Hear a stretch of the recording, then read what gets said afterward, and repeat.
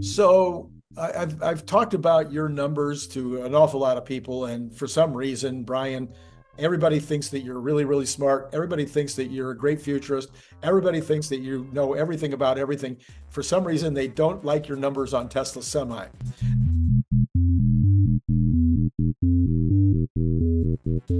So, Okay. every time I bring them up, everybody's like, "No, there's no way that many."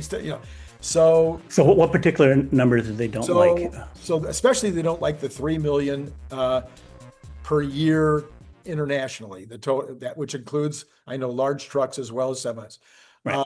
So they particularly don't like the 3 million worldwide, but they Mhm. also seem to question. I think was your number 300,000 for U.S. Yeah.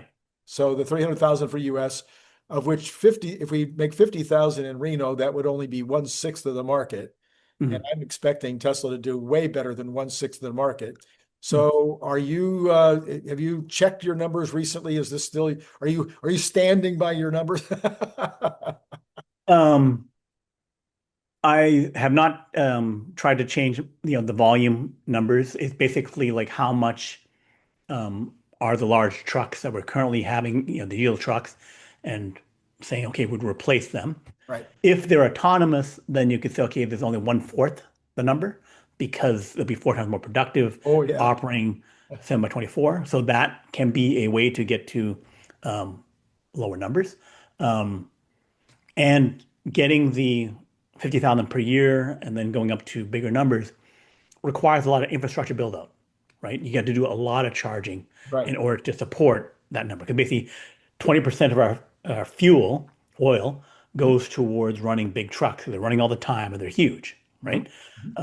Oftentimes only 10 miles per gallon or 7 miles per gallon typically. And they're, um, you know, huge vehicles that are running all the time. Like they're running 100,000 miles. So it ends up being like what, 30,000, 20,000 gallons, 15,000 gallons of fuel every year. So that's a lot of electricity to replace all that fuel, Mhm. right? Mhm. So that is a build out which we have not seen happen in a major way.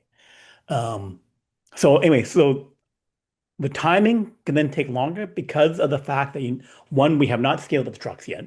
So you Right. have to have multiple factories to get going to that big number. Sure. The demand should be off the hook with robo truck taxi solving robo trucking. Yes. So then there needs to be a lot of infrastructure build out, a lot of factories to make trucks and a lot of infrastructure to do it. So that goes to maybe it takes to 2035 to get there. Right. Countering that is that if we can get really efficient construction from the um, Tesla bots, change that construction because basically they're like a slightly smaller rolling megapack, right? A megapack has 4 megawatt hours Okay. roughly, and then this would have 800,000, so it's 1/5 of a megapack that you have to Mhm. make. Mhm. So then the volume that you're making for the batteries for megapack, you're doing something slightly more complicated, making a mobile version of that.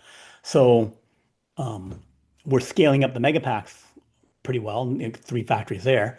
So then you would get, I would expect to see 3, 4 factories there. And each one of the new factories being like, instead of like 40,000 or 10,000 megapacks in the first factory, 40 gigawatt hours, we think scaling 20,000, scaling to 40,000 from the larger factories with more efficiency on megapack side, then I would expect something similar, 50,000 semi trucks, 100,000 per year, Mhm. 200,000 per year, scaling up as we go there. So if I was to project that new, I would say like some scaling similar to megapack scaling would be on the semi truck side.